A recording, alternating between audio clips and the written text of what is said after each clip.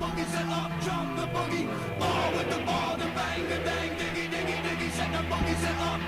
you know the song, Davis? Nah, maybe. Oh my gosh. This is my anthem.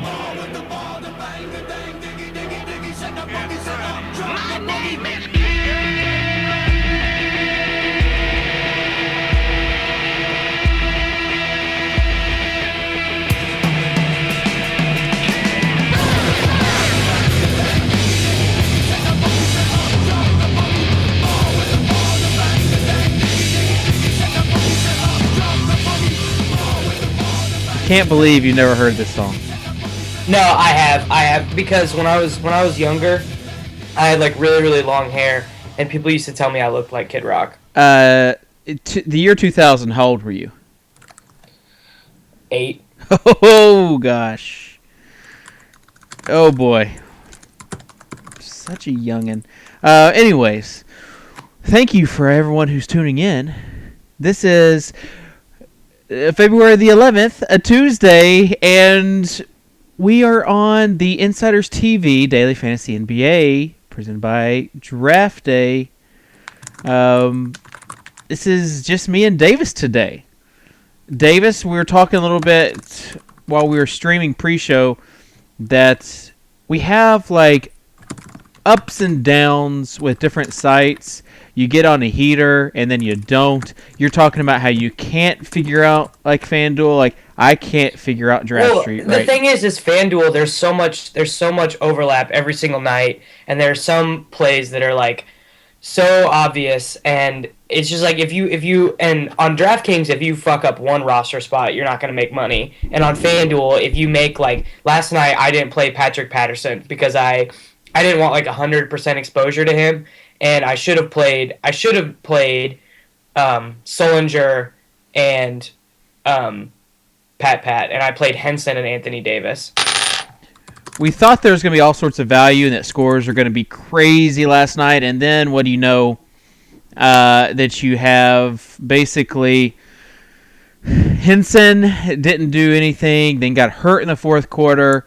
Sullinger actually did have a decent fourth quarter, so he produced. Patrick Patterson did produce, but then the other guys like Bayless, it was Pressy's turn to basically take the spotlight. I switched my lineup and I put like James Harden in like 30 seconds before lock, and it's just like FanDuel. It's hard to play FanDuel confidently, I think, and I mess with my lineups on FanDuel more often than I do anything else. Like DraftStreet, I might keep my lineup like from like right now that I just set until lineups lock. But like FanDuel, I'm gonna mess with it all day. And then you have got the camera like way over here today. I'm not sure what the deal is. But you had like some good first halves, and then like the second half not so great. It was just a brutal day. So scores were down, and we'll see what tonight holds. Tonight the Lakers play, which is always a good thing. Last night it was the Sixers, but we're learning that like playing against the Sixers may not be as guaranteed as you think it is, just because I messed up. I didn't play Draymond Green last night after being like all over him. I made so many mistakes last night. Yeah. Like I hate looking back. Don't beat yourself over the head. I mean, we all make mistakes. Yeah, I mean, I on the show talked about my love for Draymond Green, even if Lee or Bogut played, and I didn't play him either, and I failed the people because I forgot. Well, I didn't even realize till the game started that Mo Spates was a former Sixer. Not just Iggy, but Spates was too, and he went bananas. Well, Knapp failed yesterday. First of all, he failed to alert everyone that it was Zaza's birthday, and he's officially in charge of like motivational factors for Fantasy Insiders, and he let everybody down. Did you play Harrison Barnes last night? No, but I played him. I was like all in on. I don't even know if it was all the way back in November. It was when Lee and Bogut and Jermaine O'Neal and Tony Douglas were all hurt, and he played 80 minutes in 2 games in a back-to-back and scored like 33 fantasy points in those 80 minutes. he had a good night on Saturday, but it was funny. This was like a 2 a.m. tweet, so some people might have missed this. But basically, it was Lee and Curry told, and I'm going to butcher this name. It was one of the foreign players. And Nedovic. Okay, I thought it was Nedovic. So we'll go with your pronunciation of Nedovic. And they told him that Coach Jackson wanted him in the game, so he takes off his warm-ups. This is late in the fourth quarter. Takes off his warm-ups and goes to the scorer's table.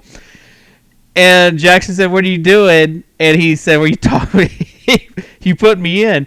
And Jackson, I guess, realized that it was a joke and said, "All right, we'll go ahead and go in." And goes and takes out Barnes. So Barnes was going to get some more run there in the last bit of the fourth, and it was Lee and Curry who did him in. So if I played Barnes and lost because of that, I would be on the most tilt. Like, oh my God, I would be throwing stuff.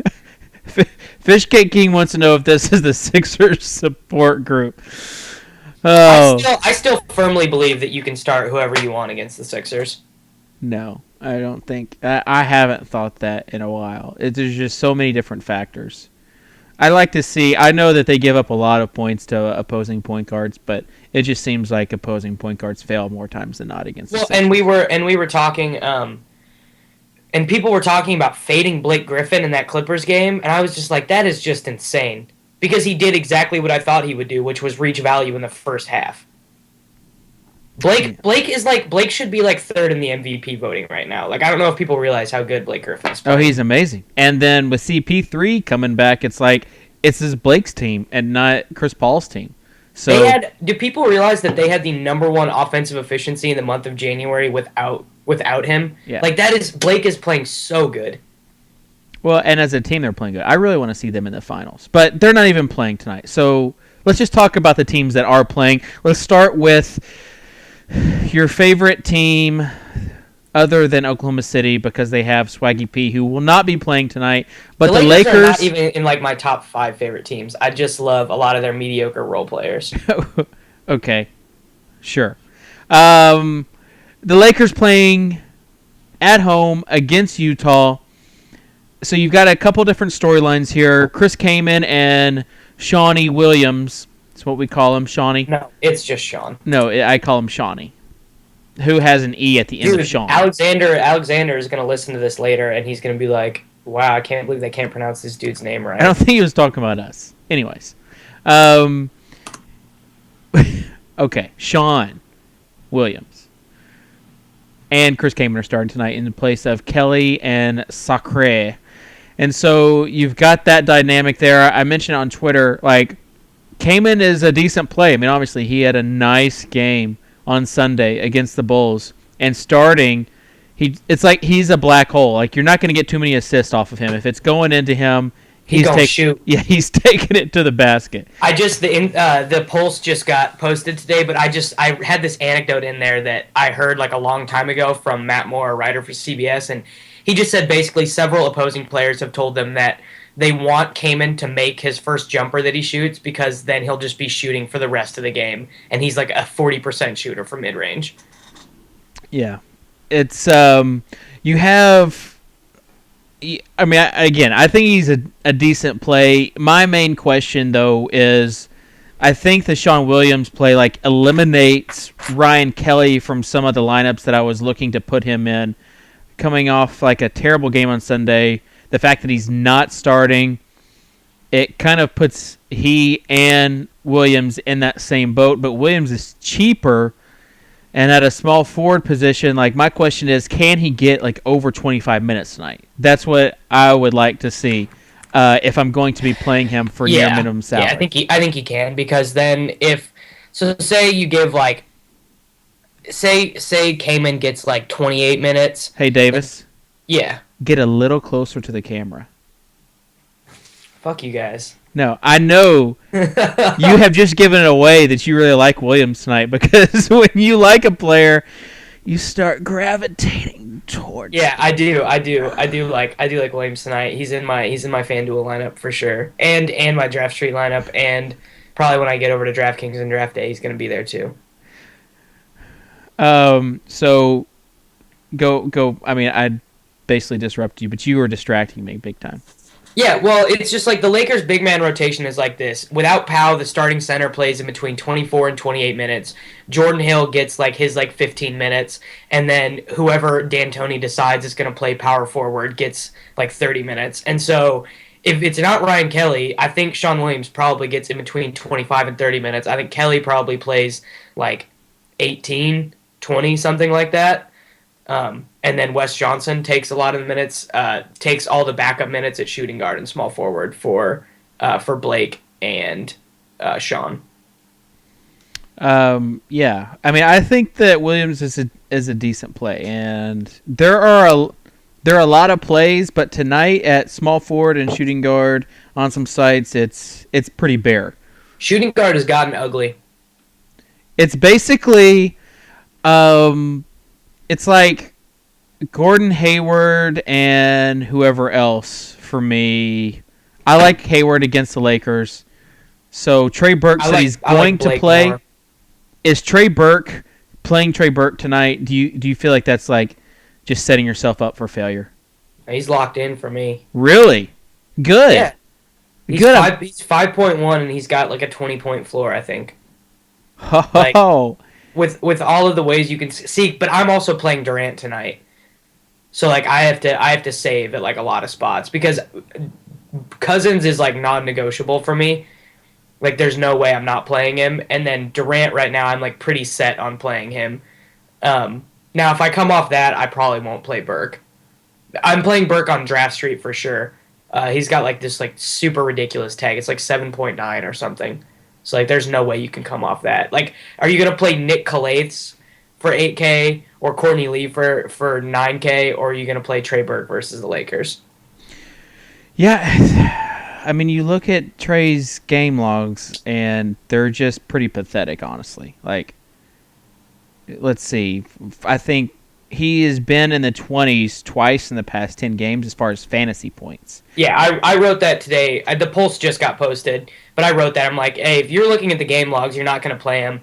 But matchup is more important to me. And I said, sometimes it'll burn you like Michael Carter-Williams versus the Lakers, but more often than not, you're going to end up with a performance that exceeds a value threshold when you play someone in the position to succeed. Now, I'm always a little bit concerned with Trey Burke because he's not even really the primary ball handler for his team because Hayward does that and Favors shoots so much. But the Lakers' defense is so bad. And with Nash back, I think their point guard defense is like even more of a point of attack. All right, so which brings me to my next point as far as Favors goes, has been playing less than 30 minutes coming back from this hip injury. So are we we don't know if he's going to play more than 30 minutes, but obviously going up against the Lakers, like for where his salary and where Trey Burke's salary are because of their recent handful of games, more than a handful for... I think Favors is like an ultra value. Well, yeah, it just...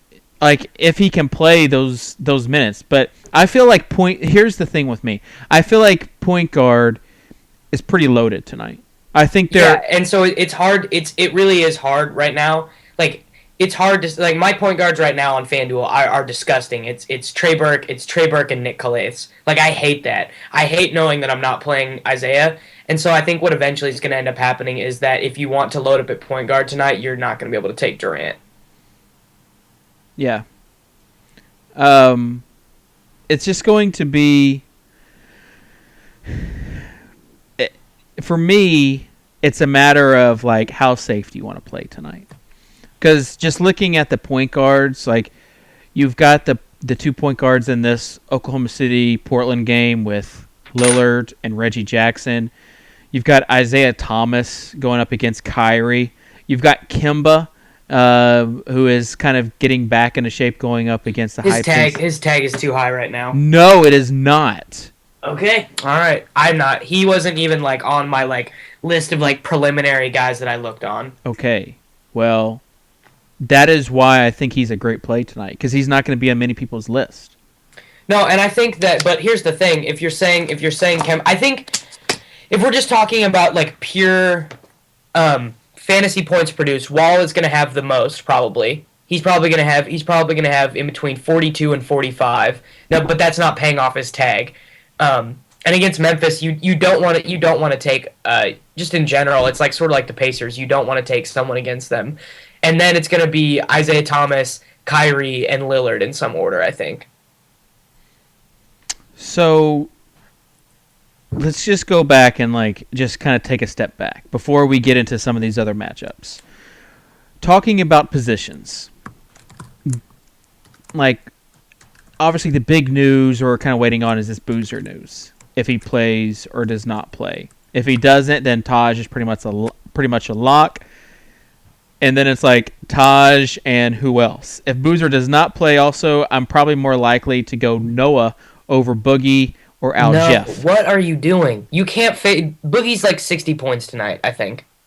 Okay, well I'm saying if there's no Boozer, then you're going to have so much time, and like Noah and Taj, it's just a safe play. Boogie and Al Jeff are certainly in play. So you've got like the point guard position, the center position, and maybe the power forward position. So again, it's the small forward and the shooting guard that are kind of throwing everything out of whack. And so you have to look at where you want to go. Like, do you want to go like with the Sean Williams and with a Wesley Johnson at small forward? Do you want to try Wesley to go? Johnson would be like of all the Lakers that are small forward eligible, he would be like number 3 for me tonight, I think. No, Like, maybe him and Kelly are both in play though. I don't, but I think Sean Williams is the clear one that you want to take. no, I think it's No? Wesley Johnson. But Okay. Williams is not a bad play. But Johnson's tag is like he's like no longer like a value play though. Well, it just depends on what a value play is. I mean, like on, like I mean, I he's got to think once get a guy gets above 4.5. he's got to they're, get like not really 25, 26 fantasy points, which is doable for him easily if he plays 40 minutes. But it's just like, what do you do with this? What do you do with those positions? That's the real big question for tonight is what do you do with shooting guard and small forward? Do you play it safe at shooting guard and go Gordon Hayward and D. Wade? Do you What is safe about Dwayne Wade? Oh, it's true. It's really true. Or Gordon Hayward and Ellis, which, I mean, again, goes to your point. Again, not safe. I wrote up Ellis a little bit, though. Okay, then what other shooting guards are you looking at? Alec Burks? Steve Blake. Okay. And waiters if CJ Miles doesn't go. He's Stop. played 30 he's played 30 minutes 2 games in a row, and Dion loves to shoot, and the Kings are the I can't remember. It's either second or third worst defense. They give up like 109.6 points per 100 possessions. Well, And Macklemore and Thornton are both bad isolation defenders, which is where Waiter scores most of his points, is out of isolation. And I just dropped the stat about Verjau's rim protection, so I think that this is like a really high-scoring game because I think Boogie can just do what he wants. yeah. I mean, sure. You really don't think Waiters, if Miles is out, is a good play? You still don't know. Like, I mean, I know that he had a decent game. What was it, last game? But 38 fantasy points. yeah, we still don't know like where his like 29 and then 36. Oh, gosh, it just like you're talking about safe. Like that would not be a safe play. Like, But I mean, outside of Blake and Hayward, who do you really consider at shooting guard tonight that's safe? Ellis and Wade. I mean, they're not safe, but those are the two guys. Considering also like now that Burke is definitely going to play, I downgraded Burks a little bit, but Burks is definitely a guy that could get hot tonight. Playing against the Lakers, this is kind of his game, this type of game that he would like. So, yeah. You also have, I saw someone, I think it was Heath from Football Guys, ask if we were be talking about McBob tonight at the power forward spot. He is pretty affordable. I know on DraftKings. I'm not sure about anywhere else. He's 4.7 on FanDuel, and I will say that if you want to play Durant and still get one of the, like, if you want to play Calais / Burke and then one of the expensive point guards, you can do it if you'll play McBob with Taj. It's like super doable. You can get Durant, Cousins, and one of the good point guards in there if you play McBob. That's if Boozer does not play. Well, Favors and Taj are the same price, so you can swap those. Touche. So getting back to the power forward spot, you have there's just those places where you can only take two. Like that's why I really like DraftDay and DraftKings, where you can take at least 3 power forwards. You're not kind of stuck. But LaMarcus Aldridge going to go nuts tonight on Oklahoma City. I was talking to our buddy Steve. He said that you have to have either LaMarcus or Durant in your lineup. I agree. And I wrote that in the polls today. So if you're going to fade KD, you have to take LaMarcus. So LaMarcus in Favors, basically, unless Gibson is the starter with Boozer being out, or you want to go like kind of contrarian and go with a really good contrarian lineup tonight is going to be LaMarcus Aldridge and McRoberts at power forward, or one of the Suns bigs, and then like Kyrie and Wall at point guard, and then Waiters and one of the mid-range shooting guards, and then like Luol Deng and Rudy Gay at small forward, and then Gasol at center. Like there's like a contrarian lineup that can do really good tonight. I like Deng tonight. I won't. No. You're not? No. It's gonna take me a long time to like get the trust back in my heart to play a Cavs player, which is why I didn't write up Kyrie today. Like I hate Mike Brown so much for how much money he lost me that night. Like it was just so bad. Deng his price is the cheapest probably on FanDuel as far as like affordability, where you have to play a small forward. He's 10.3 on DraftDay. So I definitely think there are better plays over there, especially like when you can get a Gordon Hayward in there at the small forward spot.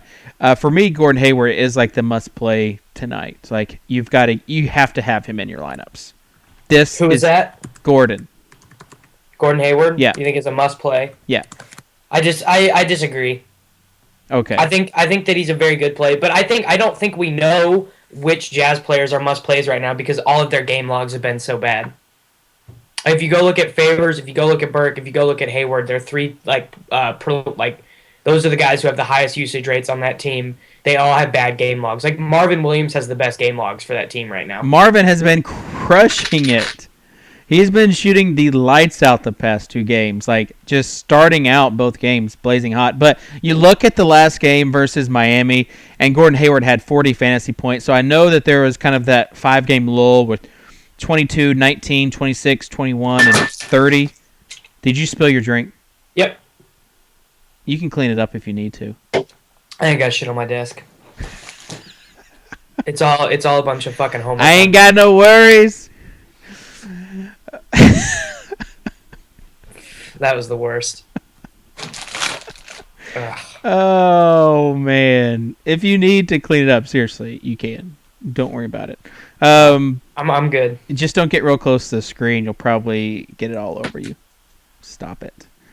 I really like Trey Burke tonight. Had to get really close and say that. He's going to score 8 fantasy points, and my mentions are going to explode. Well, you shouldn't be surprised. This is Gordon Hayward's logs that we pulled up on our sponsor, DraftDay. They have probably the best game cards or player cards out there. So, late round QB says he just hit the link and saw Davis spill his drink. Oh, it's must-see TV. I wish that we had more of a downward angle so people could have seen like everything, but I'm pretty sure we heard everything. But Gordon Hayward is the safest player out of Favors, Burke, and Hayward. Like, he is the safest guy. And at a position that's why do you going. think he's safer than Favors? Just because he's going to have the ball more? Yeah, and we talked about Favors' hip and like the low minutes that he's had, under 30 minutes the past two games. Like, we don't know what his usage is going to be. Like, I agree that he could be a very nice play, as will Burke, but those two guys have significantly more risk for me than Gordon Hayward does. Here is my argument for Favors as being safer than Hayward. With Pau Gasol out, every single Lakers big gets their shot blocked a lot, and they all have subpar rebound rates. Each and every last one of them. Kaman, Sacre, Kelly, Williams. They all suck. They're all just bad in the NBA. They're not NBA players. Like, just reading the comments in chat. Oh, I'm glad that I can entertain you guys. I'm so exhausted. I'm so sick. Like, you guys are the worst right now.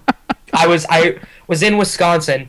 I was outside smoking cigarettes when it was negative 23 degrees. Like, I'm like dead, and I was up to like 3 o'clock in the morning, like talking to a girl last night, and I had to get up like super early and go to class and stuff. Like, it was just, I'm not feeling it. Listen, today. most of the people that are watching this are not feeling bad for you because you're up late talking to a girl and smoking cigarettes. Like, no one's gonna feel bad for you, especially when you skipped out on the show yesterday. So I didn't skip. I was on the highway. I wasn't gonna like try and like do it in my car. the show. Yeah, like I was like in the car like with my fucking teammates, man. I've got to stop. Okay, last swear word. I'm done. I'm done, everybody. I know you're all counting them in the chat. That's definitely the second F-bomb of the show. So we've passed the first. We always get one per show, and then the second they start finding us. So that we just definitely went to the. I don't think you can say more than one and still be a PG-13. So we've definitely moved into the R-rated category. So All right, well, we'll see. Let's talk about some of the other games going on. Reggie Jackson tonight against the great defense of Damian Lillard. Yay or nay? I feel like Reggie Jackson is one of the least predictable plays because, like, a lot of the times when he does well, it's not even necessarily in a really good point guard matchup. And he's really frustrating to watch, too, because, like, he just always waves Durant off. And it's just like, do you understand who your teammate is? Like, what are you doing? So I never feel super comfortable playing him. Yeah, but like, you look what he did against Minnesota, which was a good matchup for him. Had 41 points. Now, Orlando, New York were. But look what he did versus Philly. I realized that. Or look what he did versus Sacramento or Portland last time. Like, those are all below 1 fantasy point per minute scores. Okay, but he did almost have 30 fantasy points against Portland the last time they played. This is on DraftDay, which is an efficiency site, so that is not bad for where his price tag's at. Here's why I really like him away from FanDuel, like on DraftKings and DraftDay, where he is, and of course Draft Street, where you just play guards. There's no point guard, shooting guard, but he is shooting guard eligible. So I talked about tonight being like the night of point guards. Hopefully they don't let us down like the last time we thought it was going to be a night of point guards. But with Lillard, Kyrie, IT2, Kemba, you've got Reggie Jackson now. So you can slide. You can eat like you saw. You talked about your boy Steve Blake. Mm-hmm. So like Blake at the shooting guard, and then Reggie Jackson at the shooting guard, and then supplement that with some IT2 love, Isaiah Thomas, or Lillard, or Kemba, or Kyrie. And you've got rank Kyrie, Lillard, and Kemba for me, like on your like personal like projections. Kyrie, Lillard, or Kemba. I would probably go.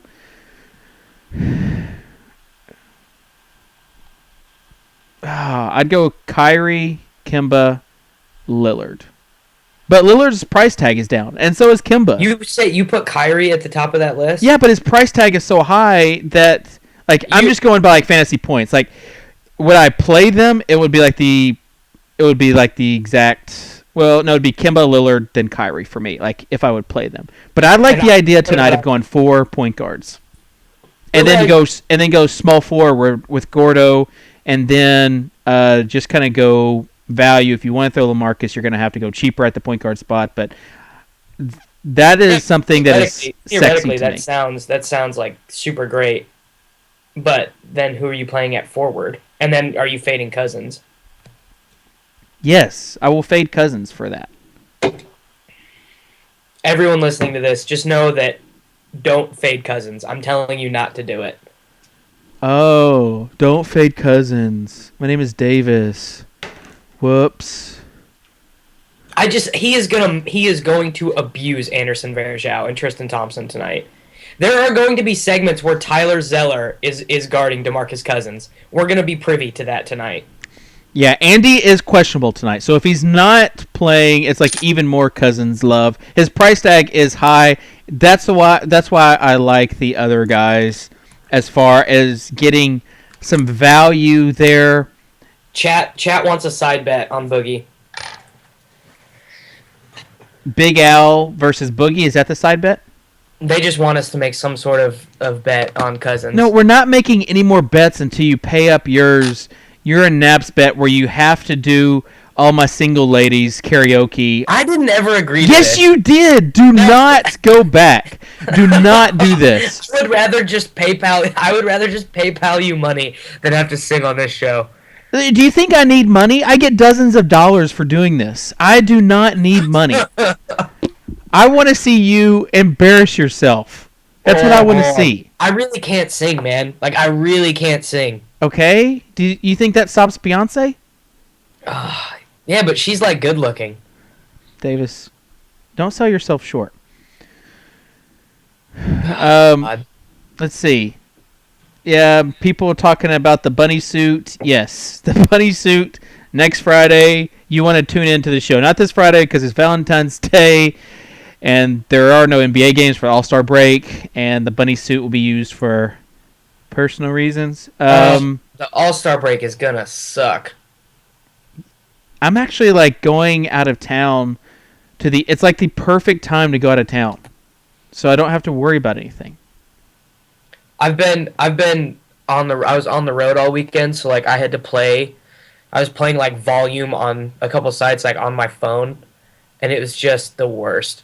And now when I'm like back in town and I don't have anything to do, there's going to be the All-Star break soon. And I'm going to be super sad I'll probably play a bunch of college basketball. All right, let's talk about value. The chat is getting cranky. Okay. Value. I want to throw out a name and see how you react to it. Marc Gasol. Yeah. On sites where you can play two centers, DraftKings, DraftStreet, DraftDay, etc. I really like him. A bunch of the projection systems like him as well. And he's playing like he's back. He's no minutes limit, 38, 40 minutes a game.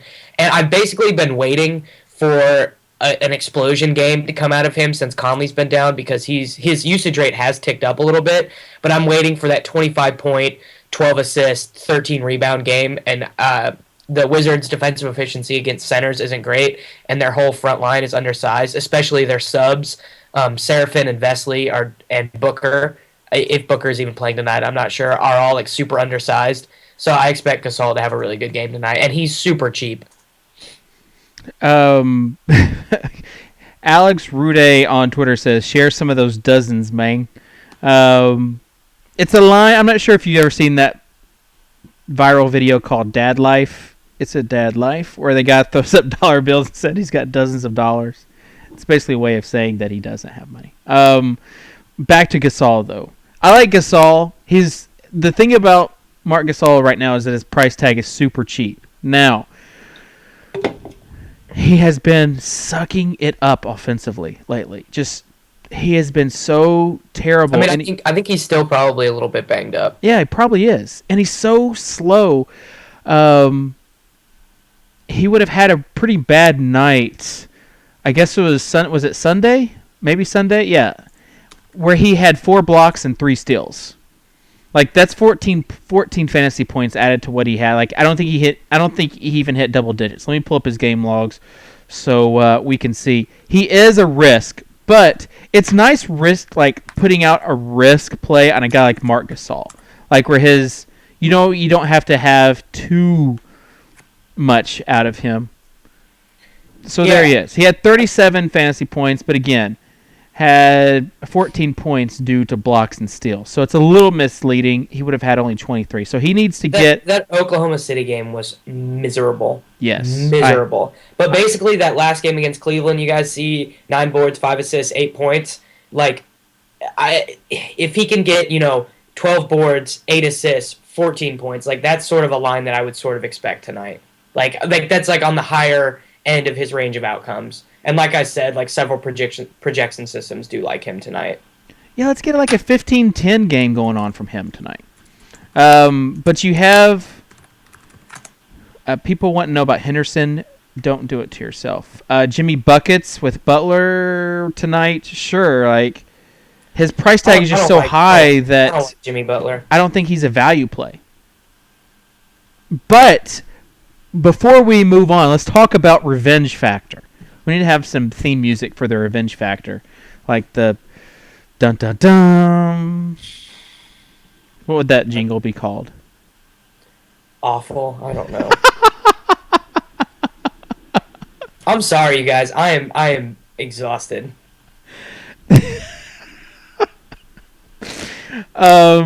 Let's talk about. I don't think.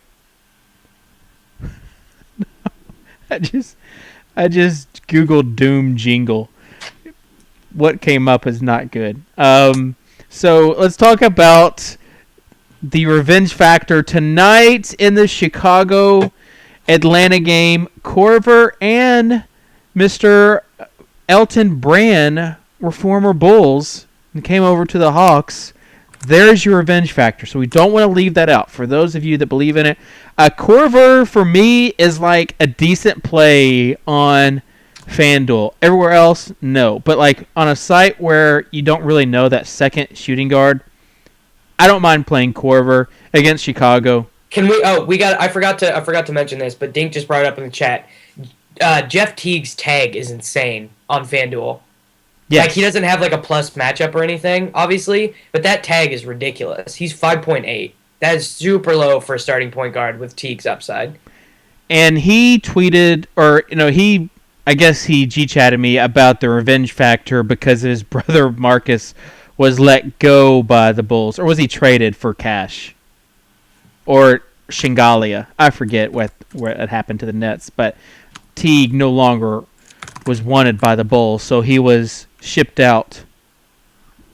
I had the screenshot up the whole time. Yeah, I mean, like, he's playing for his brother's honor, right? Yes. So sorry I had the screenshot up the whole time. My bad. So we have Jeff Teague, though. Saw his like shooting chart, like basically he's not finishing around the rim. And those are problems that can be solved. However, when you talk about like someone's usage rate and like their shooting slump and how like they should be getting better, here are two examples from the Pacers that I tried to use that kind of reasoning on, and they failed miserably when I tried. Is Hibbert? Hibbert was having like a really bad time shooting around the rim, and you have to think that some of that is just luck and it'll come around. Well, when I tried to use him the next two games, he still was in that funk. Like, he still was... Hibbert went off last night. He went off, and I was complaining to Leone about it on G-Chat. Like, he had, like, 3 points in, like, the first half, and I was like, oh, this is bullshit, blah, blah. And then, like, I was just fed up with how bad the night was, so I just, like, went to go play 2K, and I got back and checked my scores, and he had 30. And I was like, yeah. Yeah, so you have, but when I played him, he was doing terrible. Condia had him last night. That was nice.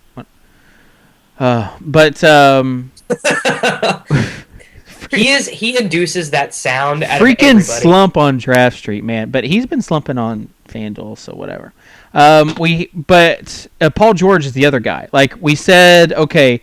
Like, he is just, it's not his usage rate, it's the fact that he's just been not shooting. Well, he's still not shooting that great. So, like, one good game in the past 4 or 5. So, I stayed away from Paul George for the most part yesterday, except on, for some reason, I still play bad players on Draft Street. I don't know what it is. But I stayed away from Paul George other than that, and was rewarded handsomely for it. Tonight, Teague is kind of in that same boat where it's like he's just not finishing around the rim. Like the shots within 6 feet aren't going in. So if you want to use that reasoning, go for it. However, I have a pretty good reference for this conversation. Please. I don't know if any of you have read Jonathan Bales's book, his most recent one about daily fantasy sports. But basically, there's a big chapter about how a way to be a winning a DFS fantasy football player is to take advantage of guys who are really good, who are coming off a couple straight bad performances, because football is a game that has a lot of noise to it. And the book doesn't deal with daily fantasy basketball, but it's completely applicable. Like, for example, we talk about Dwight Howard on this show a lot, and about how he's a price play, which is something that I learned from Leone. But basically, when you take advantage of players who are good when they've been playing bad. We have a 4-year sample of Jeff Teague being an above average NBA player. Just because he's been bad for 5 games doesn't mean that he's all of a sudden bad. Sure, he might slump, but you also might get a 45-point game out of a 5.8 point guard. Yeah. Here's his game log. So 12 points, before that 31, before that 21. You have to consider, though, also, I guess, when you look at his past 6 games, look at the teams that he slumped against. San Antonio, Indiana, and Memphis. Like, those 3 teams are pretty good defensively.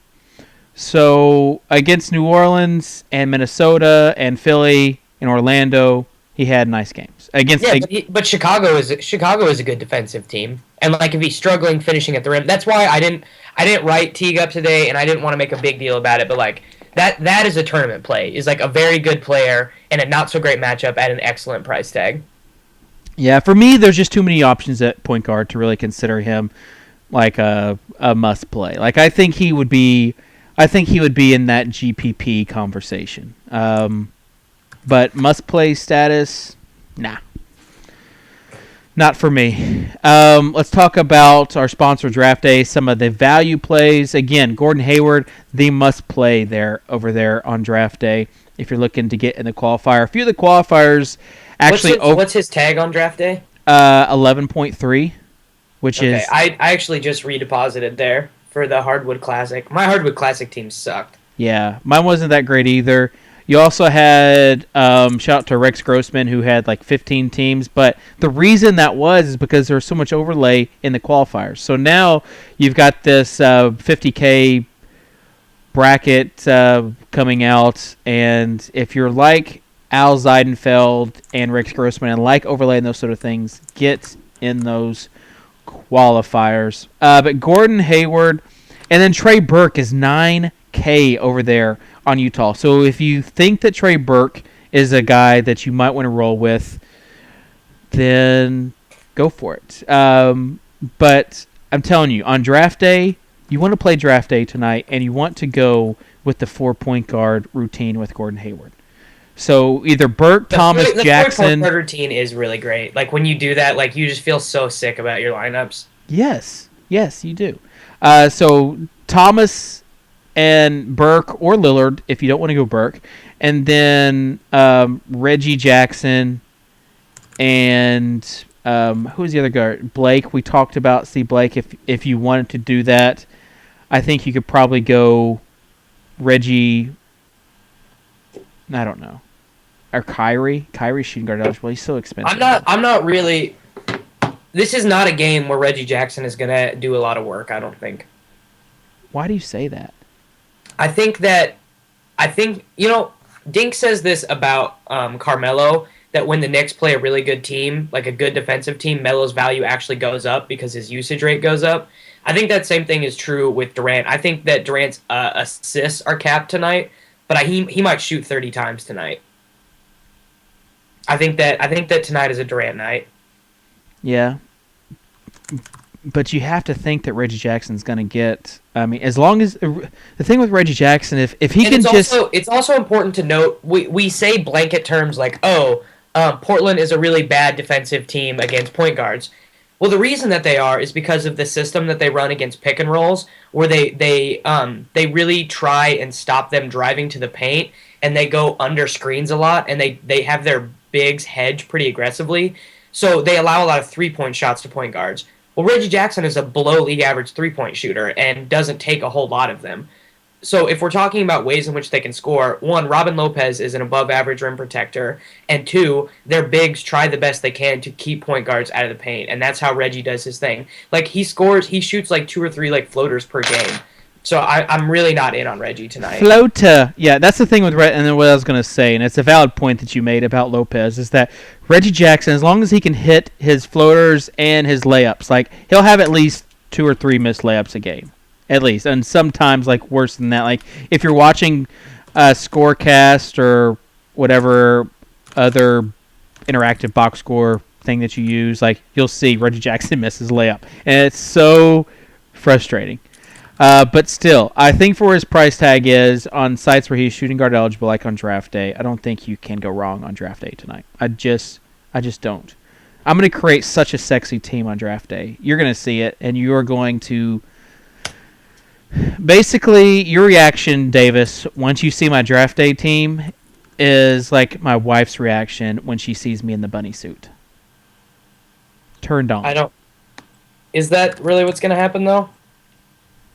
I mean, you're probably going to fade Cousins, and then it's going to be all bad. Everyone in the chat, I just posted the article about the Blazers defense that Lowe just wrote, if you're interested. Everyone is just straight attacking me right now. Yes. Well, you kind of... If Reggie Jackson goes off, you can all get all reckless up in my mentions, everybody. Oh, dang. We getting reckless up in his mentions, y'all. We getting reckless up in this piece with his Twitter mentions. Keeping it real. Y'all know how we do on InsidersTV. Let's talk about the rapid fire, and then we will get to some questions. So, again, if you go to DraftDay, click on their games, and then rapid fire, you can play the rapid fire max. I should point out that last night was a giant booby trap that I fell for hard from Scott. Got 1 out of 5. It was really bad. Even the guys like that I thought were just guaranteed were not so guaranteed. Like Fournier. What the heck? What? Why would you have played Fournier? Well, I don't understand why everyone was like, gonna play Foy, gonna play Fournier, gonna play Quincy Miller. Like, that was ridiculous. It was the person. It was Fournier getting minutes, and the person that he was going against. Someone in the chat helped me out with who he was going against, because it was Budinger, I think. It was Fournier versus Budinger. So for me, when you had a guy that was supposed to get, like, I know he wasn't starting, but at least 30 minutes, like, I thought he would have a better game than Budinger, and I was wrong. So yes, it was Budinger. Literally, Indiana's defense is, it's like 17% better than every other defense in the entire league. Davis, you're so cranky tonight. I am cranky. God, I'm sorry, guys. Ugh. Stop that. Stop it right now. Can we get on to some rapid fire? Of course we can. Cousins versus LeBron. Here's your chance. Is this even a question? Okay. Cousins or LeBron? It's DeMarcus Cousins. Okay. Well, there. Thanks for answering my question. LaMarcus Aldridge versus Al Jefferson. I'll take LMA. I think that he is going to have a very nice game versus Serge tonight. Okay. Oh man, that one's a tough one. That is you got Charlotte going up against Dallas. Oh, but I'll go with LMA. Just because you and Steve are so high on him tonight. Lillard versus Gordon Hayward. That's very hard. I'm trying to look up Oklahoma City's rim protection numbers right now. Okay, I'll spare you the time and just say it's Gordon Hayward. Okay, Serge Ibaka. Wow. Opponents shoot 44% at the rim when Ibaka is on the floor with 9.4 attempts per game. I'm gonna go Hayward. Yes, it's Hayward. Thank you. Kyrie versus Isaiah Thomas. That's Isaiah Thomas. I won't. Mike Brown, no. Go home. I will go with Kyrie tonight. But I like Isaiah Thomas. It's just Isaiah's cheaper. So this is not about who's cheaper. It's who's going to score more fantasy points. But I think Isaiah will score more fantasy points. That's just me. Are you worried at all about his wrist? Like a sprained wrist? No, because Varejão's he's so bad at the rim. Like Cleveland's defense, and that's what Isaiah Thomas is good at, is he shoots a very high percentage against the rim. Against the rim, at the rim. Him against the rim, who wins? We didn't talk about Rudy Gay real quick, so I just want to tell everyone real quick, if you're fading Durant, I think Gay is the play. That's just me though. Gay is the play, but not the play of the day. No, but I do think that he's a very solid player. I know everyone wants to say that Luol Deng is like an elite defensive player right now, but all right, everyone, I'm gonna swear real quick. He gives as many fucks as I do. Oh gosh, Davis, that's 3. That's 3. Sorry. Yeah, Luol Deng's defensive rating as a member of the Cavs is worse than their defense in general, like worse than their defensive rating, and it's the highest of his career. No, it's tied with the highest of his career. That was at least you gave a warning. Last one, Tucker versus Mike Dunleavy. What the heck, Scott? What is this about? Tucker versus Dunleavy? This is Scott just messing with us. That's so good. I'll go PJ Tucker. I'll go Dunleavy, but I don't feel good about either. I'm not gonna play tonight. No way. Like I don't even know what that is. It's Scott being a little troublemaker is what it is. So there you go. That's the. I like I was thinking about Dunleavy on DraftKings anyway, so I haven't researched PJ Tucker at all. You mentioned the Phoenix Bigs earlier. Like Channing Frye is a guy. If I had to pick a Phoenix Big, he would be the guy. Markieff Morris coming off just kind of a weird game. Like the Morris brothers, they're in a weird rotation right now. Yeah, like I don't trust them. And like if you play them, just know that there is a lot of volatility with playing any, like more so than there was like last week. More volatility than playing them. So that's they're giving Lynn some minutes now. It's ridiculous. Yeah. Not Lynn. Yeah, Len. Alex Len. What country is he from? He played at Maryland. I think he's from the United States. No, I don't think he's from the United States. I mean, I don't. God, last year's draft class was so. He's Ukrainian. He dates. I don't know if he still does, but he dates like a girl that's like 6'11" or 6'10". Well, yeah. I mean, he's just a complete. No, don't act like every NBA player dates someone that's 6'10" or 6'11". Like that is like the world's tallest matchup or match. How tall is KD's wife? She's got to be pretty tall. How tall is Alina Del Don? How gross of a couple would Alina Del Don and I be? That's the question. Like, can I could I be walk around like in her backpack or something? Like she could carry me around? That could probably happen. Oh man. Let's see. I will show you what you guys would look like if you played basketball. I don't know. This is not going to be good at all.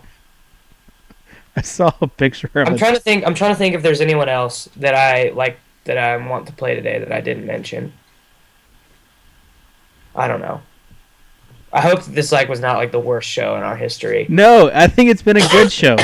I mean, you've been cranky, but I think there's something entertaining about Cranky Davis, Cranky Matic. Yeah. Oh, and I get on my Draft Street team and see that I had Reggie Jackson slotted in. So I'm just a hypocrite. Yeah, Tuttle says he enjoys Cranky Davis. Thoughts on Jeremy Evans as a punt play? No. Yes, I think he is a punt play tonight. The definition of a punt is like just getting salary cap space. I don't like to punt. Okay, Like, well, go for it. Go for it on fourth down. This guy is asking what a punt play is.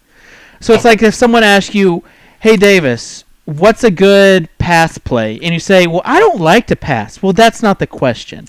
He's asking what a good pass play is. So the question was, is Jeremy Evans a good punt play? For me, the answer is yes, and it's 100% yes, he is a good punt play. Will I have him on my teams? No. But if you're looking to punt a position... He's not even playing them. He's playing like 20 minutes a game. Like, okay, it's against the Lakers. It's against... Then he had 2 DNP CDs before that. It's against the freaking Lakers. And he was... next time I say because Sixers, you are going to be... I'm going to bring up this moment. He was sick with the DNPs. Oh, someone just mentioned Ben McLemore. The answer to Ben McLemore on FanDuel is no. yes. He's finally getting like a little bit of run. He's finally feeling a little bit more confident. The Ben McLemore play is not a bad one. And I was having this conversation with Jordan earlier, who's one of our writers here, and we were texting about it earlier. And I sort of like him tonight. Fair enough. Let's see. If you have any questions, feel free to ask them in the chat, and we will get to them. Hopefully Davis will answer instead of saying, I don't like it when someone asks me a question about something I don't like. No, I said no to Evans as a punt play. I just said that I don't like to punt as... Oh, can we talk about... Well, how much time? I guess we don't have enough time. We can talk about whatever. Tinder, I just wanted to talk about whatever. Something I've been doing recently that's like working for me. And Joe Tall, McLemore over Devin Harris. Just about lineup construction, because Fish K King was talking about it, and I was like, a lot of the times I'll just play my one lineup in GPPs and cash games, and like what is your thought on that? You'll play one lineup for your GPPs? I just play one, like on FanDuel, DraftKings, Draft Street. I just play one lineup. Oh gosh. Oh, someone else is gonna get sick and quanky. Did you say quanky? Quanky. I thought you said quanky. Someone gonna get sick and quanky, and his name is David. Dink, I deleted Tinder off my phone. He's talking about it in chat. I deleted it. So basically, the question was one lineup. Yeah, because I think that you can just create an optimal lineup that's good. Like the other night when I got fifth in the 215, it was just my cash lineup with Blake instead of someone else. Like I think a lot of the times your cash lineup should be good enough to cash in a GPP. Like you shouldn't be like just like taking shots. You know what I'm saying? Yes. I mean there's what a lot of people do. It's what Kandia does. He doesn't create multiple lineups. He just goes with one, and he thinks that the first one's going to be the most optimal one. And I think Tuttle is in that same boat. I like to have a little bit of variance, especially with softer salary sites where they're like, for me, I think combo B is just as good as combo A, or combo C is just as good as combo A for a tournament. And I think if I played, most of my volume is elsewhere other than FanDuel now, just because I find it to be not enjoyable. But I think that a site where like divvying things up and like hedging your bets works the best is on FanDuel, where a lot of the times you're making like, you have a core, and then you have like 3 or 4 spots that you're really like debating on. Yeah. I mean, I think it's decent. Autocrush says James Johnson. No to James Johnson. I don't think you have to use him where his price tag is. Collins asks Thornton and Dang or Henderson and Shawnee. Like I like Dang. I'm pretty sure you're asking on FanDuel. Why do you like Dang tonight? What's that? Why do you like Dang? He's tonight? under 6K on FanDuel. Yeah. Okay. I gotta. Okay. So Wesley Johnson. Wesley Johnson at 5,100 or Dang at 5,900. Hey, Dang. Oh, dang. It's luau. I gotta play a Cav one night and have it go well before I can wreck a Cavs player. Okay. Let's see. The Kings play Iowa State tonight.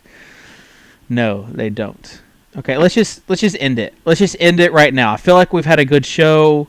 Let's end it. If you have any questions in the chat, we'll stick around and ask them. Thanks again for tuning in to the Insiders TV Daily Fantasy NBA Show, sponsored by DraftDay.com. Want to thank our special guest, Davis Maddox Knows, that he has had on camera. As for his forehead and hair, no thank you. Look at that hat. Look at that shirt. It's a De La Soul shirt. Dink will know what that is. He's old. Yes. And the song is dedicated to our good buddy Al, who has that dad humor. You like this song too, Davis, don't you? I do. This song comes on at the bar. It's like this, in like a wrecking ball. I never hit so hard in love. All I wanted was to break your walls. All you ever did was wreck me. Yeah, you This goes out to Chris Kamen. He came in like a wrecking ball. That's what in the sky, and now you're not coming down.